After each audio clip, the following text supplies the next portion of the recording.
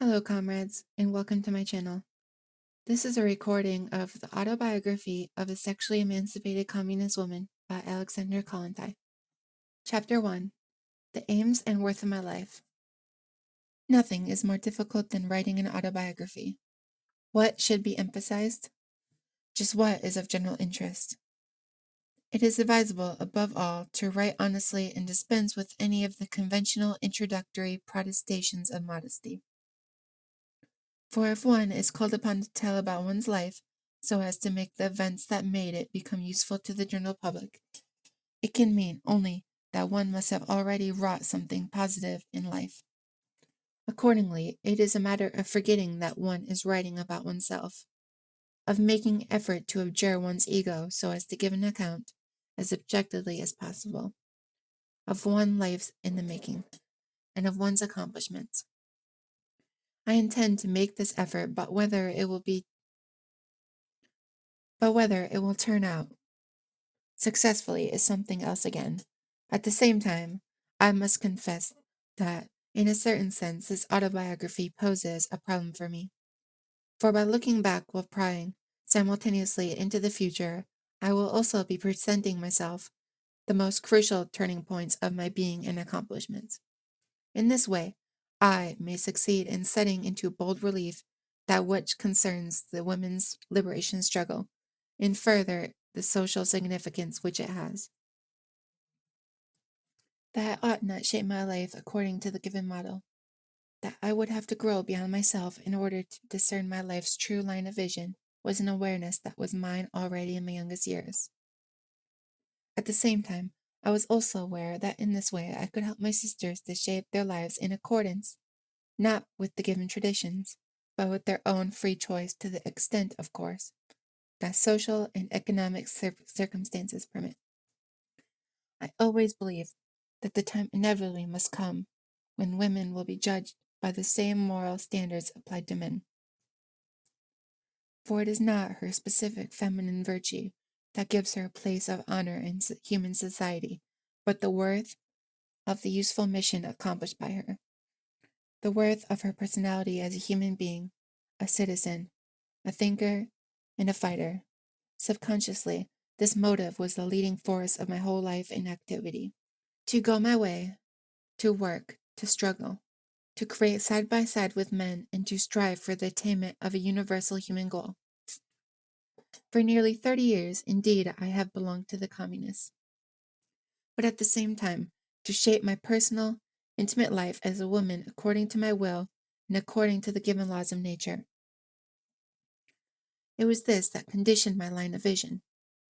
And in fact, I have succeeded in structuring my intimate life according to my own standards, and I make no secret of my love experiences any more than does a man. Above all, however, I never let my feelings, the joy or pain of love, take the first place in my life, inasmuch as creativity, activity, struggle always occupied the main foreground. I managed to become a member of the government cabinet, of the first Bolshevik cabinet in the years 1917 and 18. I am the first woman ever to have been appointed ambassadress, a post which I occupied for 3 years and from which I resigned of my own free will. As was shown later, my private life, which I did not shape according to the traditional model, was no hindrance when in all seriousness it was a question of utilizing my energies for a new state, the Soviet Republic, and of functioning, first as a member of the first Soviet cabinet, later as ambassadress. The World War, the stormy revolutionary spirit now prevalent in the world in all areas, has greatly contributed to blunting the edge of an unhealthy, overheated, double standard of morality. We are already accustomed not to make overly taxing demands on actresses and women belonging in the free professions in matters relating to their married life. Diplomacy, however, is a case which more than any other maintains its cold customs, usages, traditions, and above all, its strict ceremonial. The fact that a woman, a single woman, was recognized in this position without opposition shows that the time has come when all human beings will be equally appraised according to their activity and the general human dignity.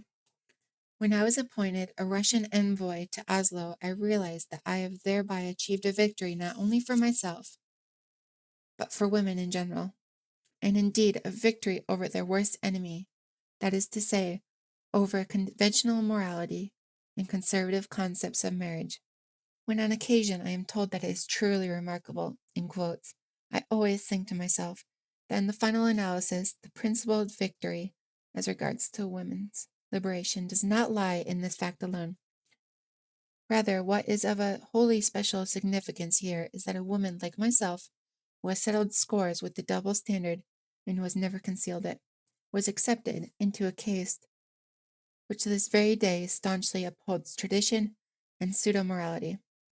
Thus, the example of my life can also serve to dispel the old goblin of the double standard also from the lives of other women. And this is a most crucial point of my own existence, which has a certain social, physiological worth and contributes to the liberation struggle of working women.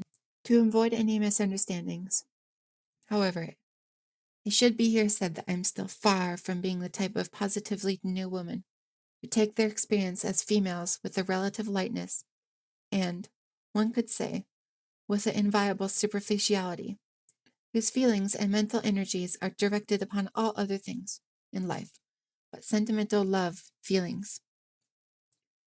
After all, I still belong to the generation of women who grew up in a turning point in history. Love, with its many disappointments, with its tragedies and eternal demands for a perfect happiness, still played a great role in my life. An all too great role. It was an expenditure of precious time and energy, fruitless and, in my final analysis, utterly worthless. We, the women of the past generations, did not yet understand how to be free. The whole thing was an absolutely incredible squandering of our mental energy, a diminution of our labor power, which was dissipated in barren emotional experiences. It is certainly true that we, myself as other activists, militants, and working women contemporaries, were able to understand that love was not the main goal of our life, and that we knew how to place work at its center. Nevertheless, we would have been able to create and achieve much more had our energies not been fragmentized in the eternal struggle of our egos and with our feelings for another. It was, in fact, our external defensive war against the intervention of the male into our ego, a struggle revolving around the problem complex, work or marriage and love. We, the older generation, did not yet understand, as most men do and as young women are learning today, that work and the longing for love can be harmoniously combined so that work remains as the main goal of existence. Our mistake is that each time we succumb to the belief that we had finally found the one and only in the man we loved, the person with whom we believed we could blend our soul, one who was ready fully to recognize us as a spiritual, physical force.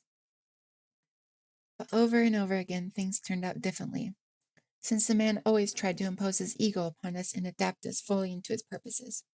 Thus, despite everything, the inevitable inner rebellion ensued. Over and over again, since love became a fetter, we felt enslaved and tried to loosen the love bond. And after the eternally recurring struggle with the beloved man, we finally tore ourselves away and rushed towards freedom. Thereupon we again, alone, unhappy, lonesome but free, free to pursue our beloved chosen ideal, work. Fortunately, young people, the present generation, no longer have to go through this kind of struggle, which is absolutely unnecessary to human society. Their abilities, their work energy, will be reserved for their creative activity. It is essential that I relate some details here about my private life. My childhood was a very happy one, judging by outside circumstances. My parents belonged to the old Russian nobility. I was the only child born of my mother's second marriage. Mother was separated, and I was born outside the second marriage and then adopted. I was the youngest, the most spoiled, and the most coddled member of the family. This, perhaps, was the very root cause of the protest against everything around me that very early burgeoned within me. Too much was done for me in order to make me happy. I had no freedom of maneuver either in the children's games I played or in the desires that I wanted to express. At the same time, I wanted to express desires of my own, to shape my own life. My parents were well-to-do. There was no luxury in the house, but I did not know the meaning of privatization. Yet I saw how other children were forced to give up things, and I was particularly and painfully shocked by the little peasant children, who were my playmates. We lived almost always in the countryside, on the estate of my grandfather, who was a Finn. Already as a small child, I criticized the injustice of adults, and I experienced as a blatant contradiction the fact that everything was offered to me, whereas so much was denied to the other children.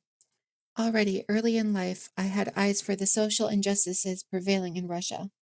I was never sent to a school because my parents lived in a constant state of anxiety over my health, and they could not endure the thought that I, like all of the children, should spend 2 hours daily far from home. My mother probably also had a certain horror of the liberal influences with which I might come into contact at the high school. Mother, of course, considered that I was already sufficiently critically inclined. Thus, I received my education at home under the direction of a proficient, clever tutress who was connected with Russian revolutionary circles. I owe very much to her, Madame Maria Sturakova.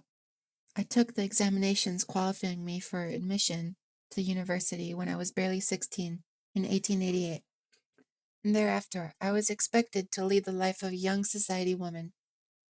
Although my education had been unusual and caused me much harm, for years I was extremely shy and utterly inept in the practical matters of life. It must nevertheless be said that my parents were by no means reactionaries. On the contrary, they were even rather progressive for their time, but they held fast to tradition where it concerned the child, the young person under the roof. My first bitter struggle against the traditions revolved around the idea of marriage. I was supposed to make a good match, and mother was bent upon marrying me off at a very early age. My oldest sister, at the age of 19, had contracted marriage with a highly placed gentleman who was nearly 70. Correction, 60. I revolted against the marriage of convenience, this marriage for money, and wanted to marry only for love, out of a, in quotations, great passion. Still very young and against my parents' wishes, I chose my cousin, an impecunious young engineer whose name, Kollontai, I still bear today. My maiden name was Domontovich.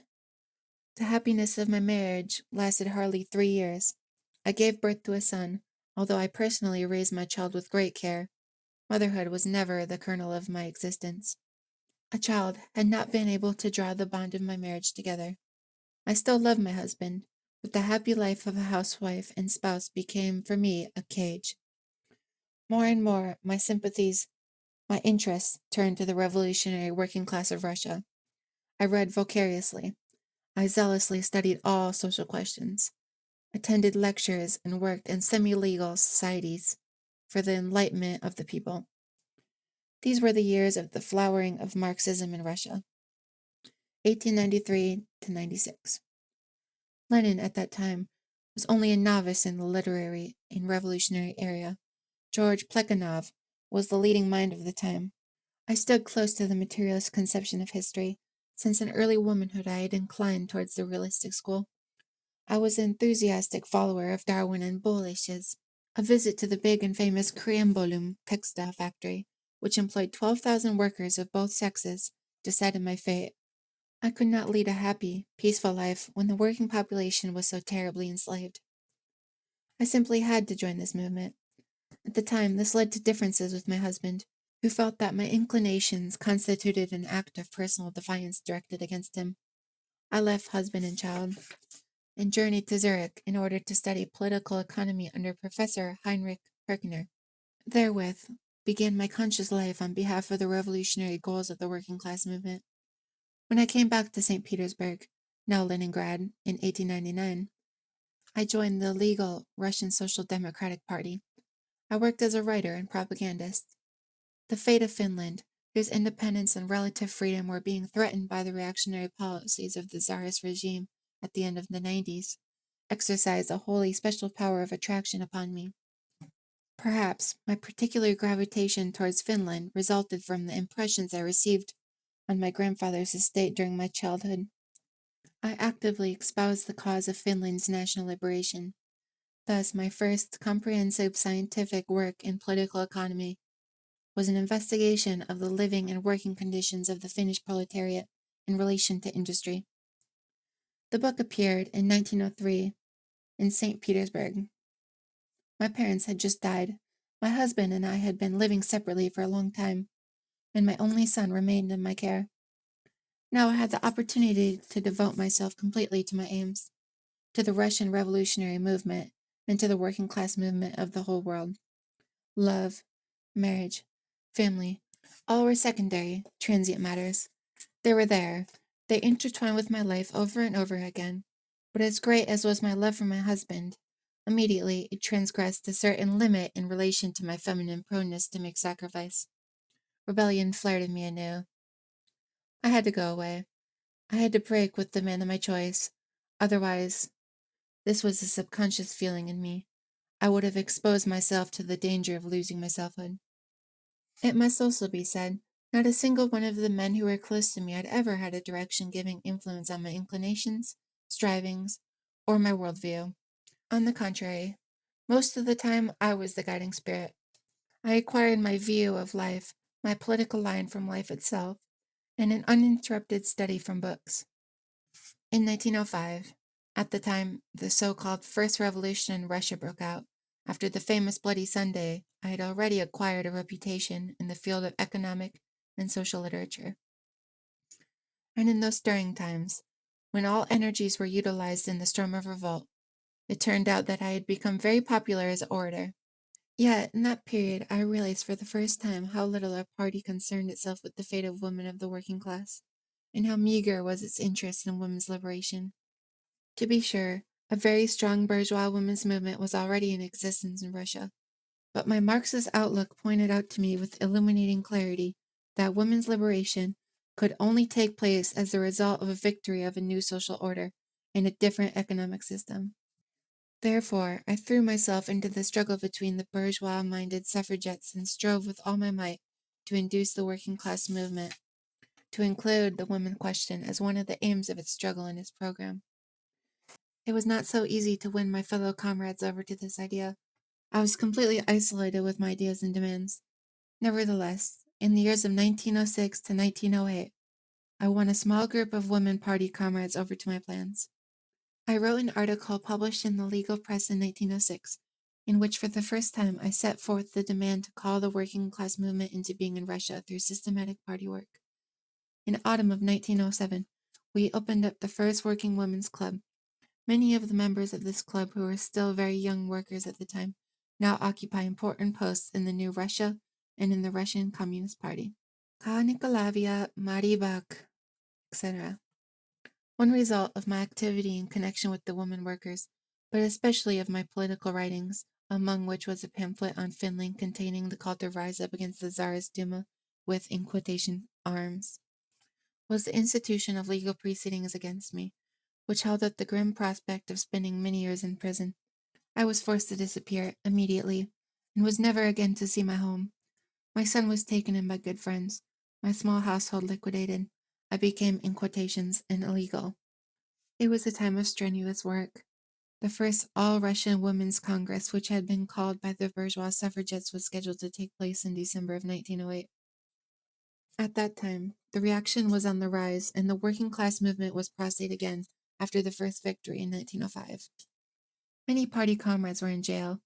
Others had to flee abroad. The vehement struggle between the two factions of the Russian Workers' Party broke out anew. In 1908, I belonged to the Menshevik faction, having been forced thereto by the hostile position taken by the Bolsheviks towards the Duma, a pseudo-parliament called by the Tsar in order to pacify the rebellious spirit of the age.